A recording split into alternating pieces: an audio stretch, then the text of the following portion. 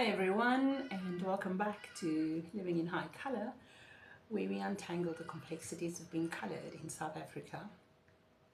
In our last video, we explored domestic violence, what it looks like, how it's shaped and formed. I shared a bit of my own story just to show that none of us are immune to these experiences. Why? Because trauma doesn't skip anyone. Now here's the thing.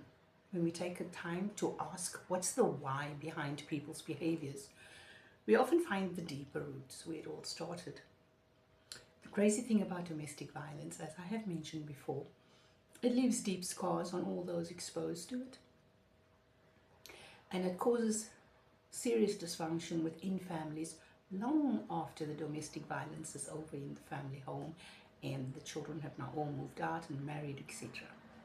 The saddest part is that these different forms of dysfunction will continue to shape the lives of the offspring who now have families of their own. When we understand where those behaviors come from and why they exist, then we can approach each other with more empathy, with patience, and lots more kindness. And once we deal with those root causes, it's so much easier to handle today's challenges without being weighed down by yesterday's baggage. Pardon. That's where the real healing starts. And it's not always easy. And it does take a lot of self-reflection and honesty. And yes, it's extremely painful. But it's also liberating in the end.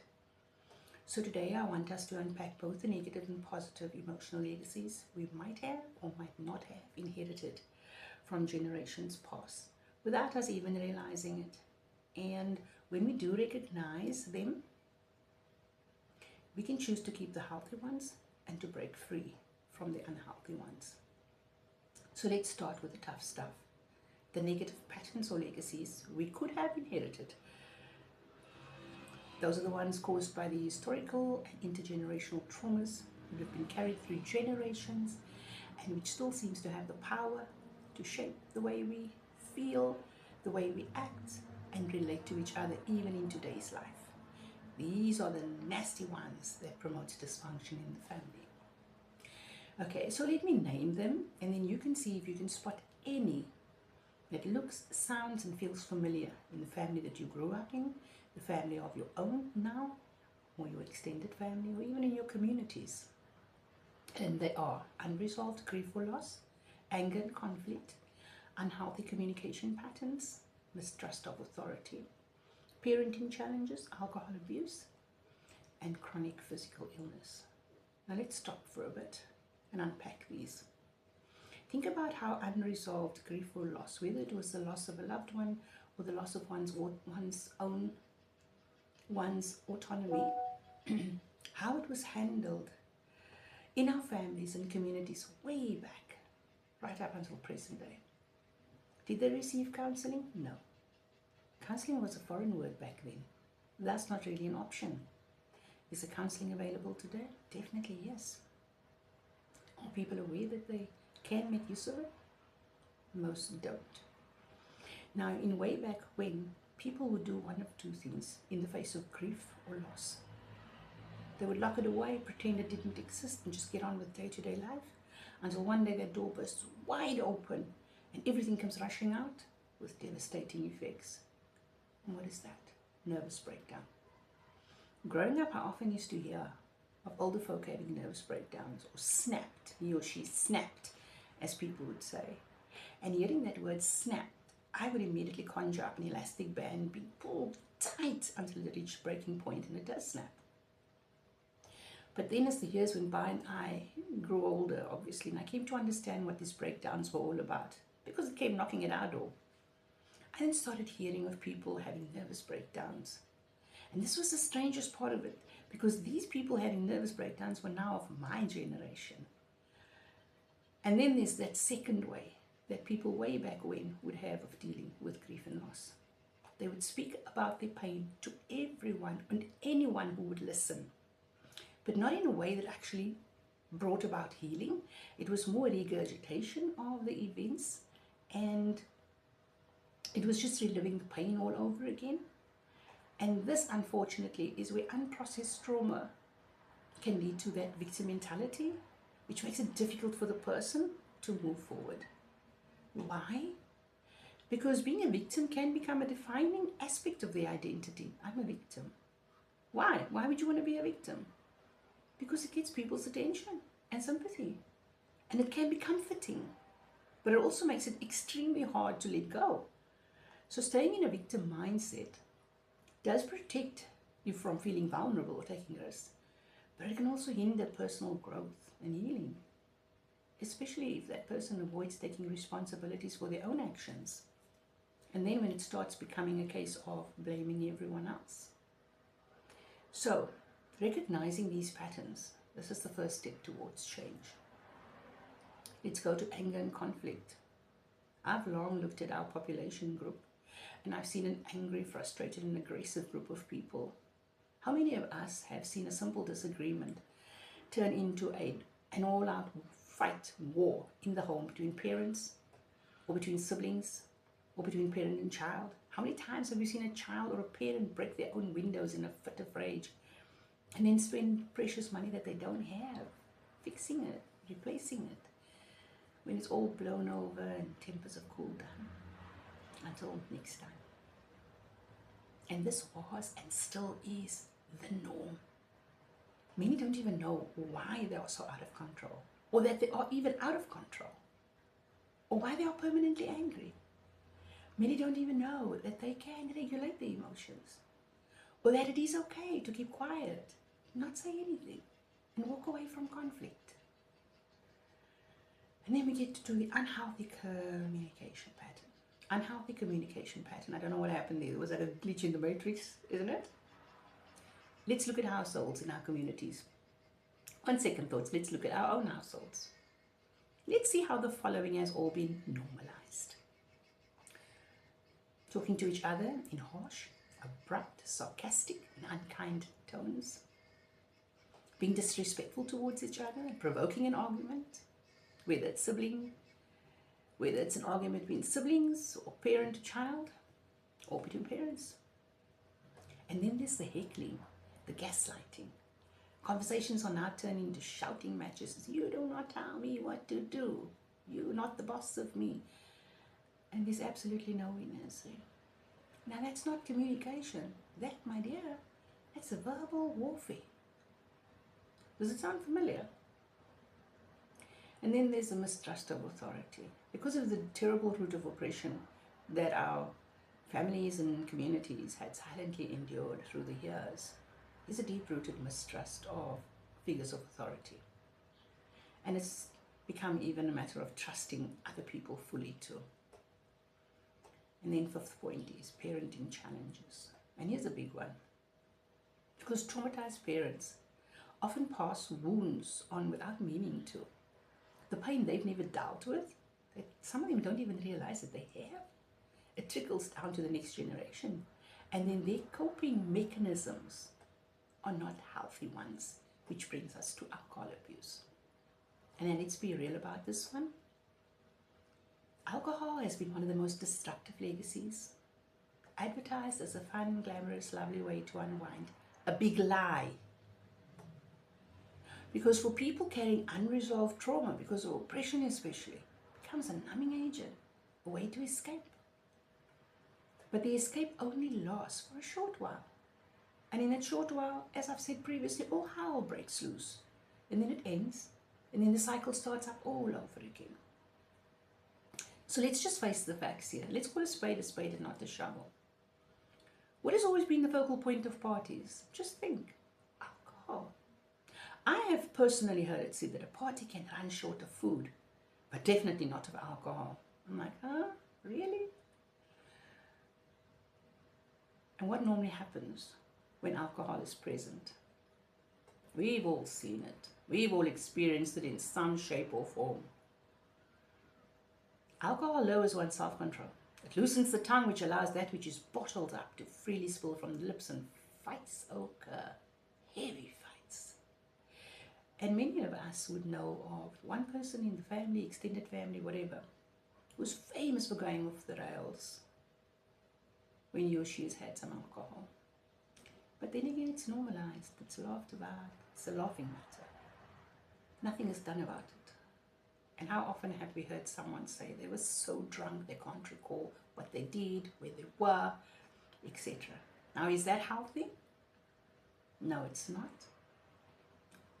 Question again, why would you need a drink to make your day or night seem pleasanter? Can you not have a pleasant day or night being stone cold sober and of sound mind?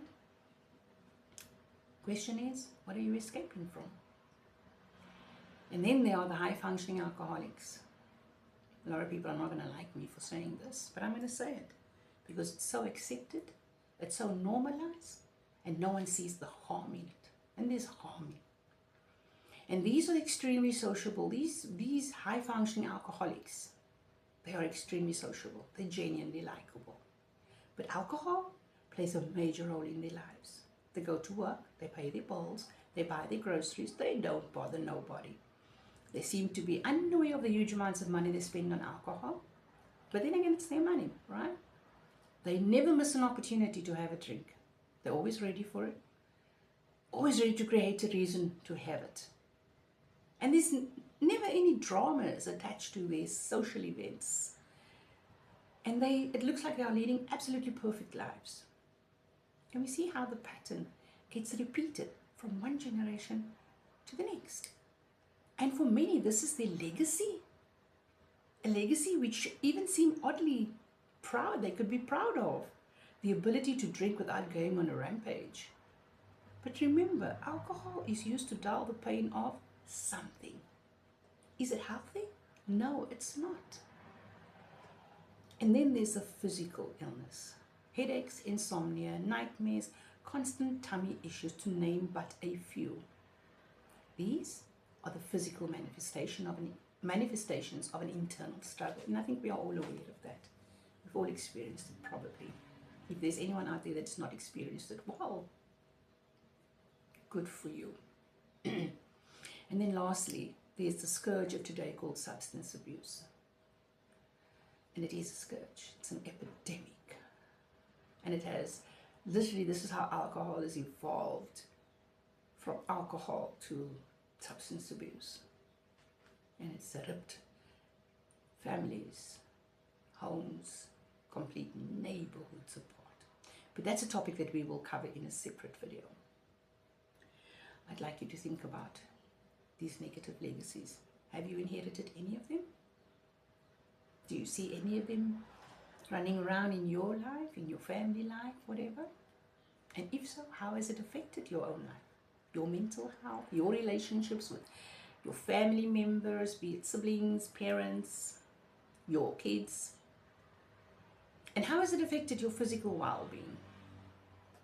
How has it shaped the way you see yourself? And do you carry any negative messages or low self-esteem because of that? And then what can you start doing differently to break those patterns, legacies? We'll come to that in a minute, because it's not all negative. We could also have inherited some powerfully positive legacies from previous generations that we are a little bit unaware of. So let's see what those legacies would look like in families. Resilience, rising above one's humble beginnings, despite setbacks and challenges. Achieving something in one's life, not giving up easily.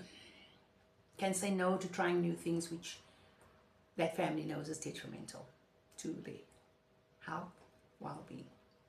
Having empathy, being able to put yourself in someone else's shoes and to understand what that person would be feeling. Having strong family values. How often have we seen a family, they pray together, they sit at a table to share meals together.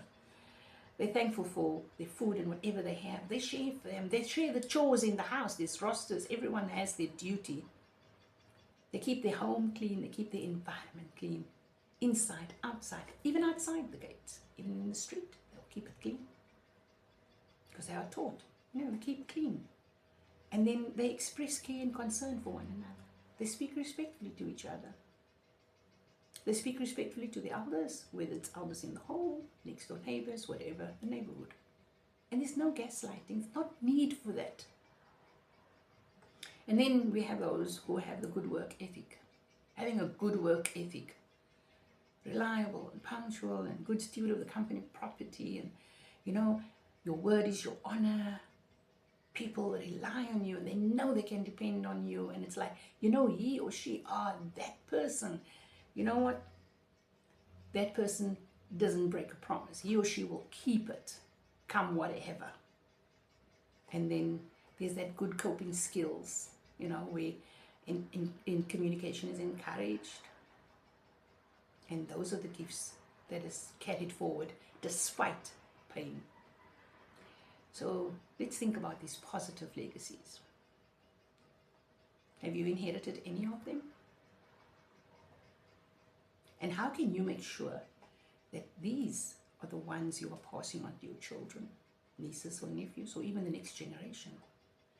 How do you model healthy relationships, teaching emotional regulation, practicing self-care, and having that open conversations about boundaries, feelings, and mental health to those around you? And we need to pause on these three because they're the building blocks of breaking apart those negative legacies. Healthy relationships. What are they? These are relationships built on trust, respect, and open communication. This is where boundaries are honored by others, respected by others, where conflicts can be worked out calmly. And both people in that relationship, whether it is spouse to spouse, parent to child, sibling to sibling, they are encouraged to grow. In a healthy relationship, you feel safe, supported, valued, not diminished. In our population group, unfortunately, due to what has been passed down, boundaries are often ignored because men don't even know what a boundary is or why there should be a boundary. And then there's no filters. You say whatever is on your mind without considering the impact of your words. And what does this do? It leads to massive fights. So, emotional regulation. What is this? This is about learning to understand your emotions and not letting your emotions control you. It's not about bottling up and pretending you don't feel. It's about responding instead of reacting. And we are very reactive. Very, very reactive. Quick to jump the gun. We listen and we hear what we want to hear, not what is being said. Or we listen, we hear a voice, we make an assumption, but we haven't heard the words being spoken. And that is reactive. But learning to understand your emotions and not letting them control you, it could mean taking a deep breath before speaking. Praying about the situation. Do some journaling. Write it down. Give vent to your feelings on paper. Go to the gym and exercise. Put on your running shoes, go for a long run, or go for a long walk. But find safe ways to release those emotions. Because when you regulate, you are less likely to explode. So self-care and self-compassion, what is it? It's huge. Because self-care isn't just about bubble baths, having a night on the town or a weekend away with friends. It's genuinely real work. Recognizing when you need rest. Recognizing when your body needs nourishing, and we're not talking alcohol. Recognizing when you need to take care of your mind. And having the ability to say no when you're at your limit. Self-compassion, it's about treating yourself the way you treat someone that you love dearly. So when you model this kind of behavior for yourself, you are teaching others, especially the younger ones, that it's okay to care and love themselves too. So remember, a community is made up of families. Can you see the patterns of dysfunction and self-destruction within your community? And even closer within your massive family circle, and even closer within your own little family. Can you find any of the positive legacies that is being left behind, inherited, or the negative ones? It's time that we all took a much closer look at our lives and how we do things and why we do things the way we do it and where it comes from, and if it's that point in time where we need to maybe start changing things. The takeaway would be fact. We've inherited both pain and strength. Pain shows up, what still needs to be healed. And the strength reminds us that we already carry what it takes to do the healing. And trust God Almighty. By choosing healthy relationships, learning to regulate our emotions, and practicing that self-care with compassion, we don't just heal ourselves. We literally shift the story for the generations that follow. And that's how we break cycles. That's how we break those generational curses. And that is how we create new, healthy legacies.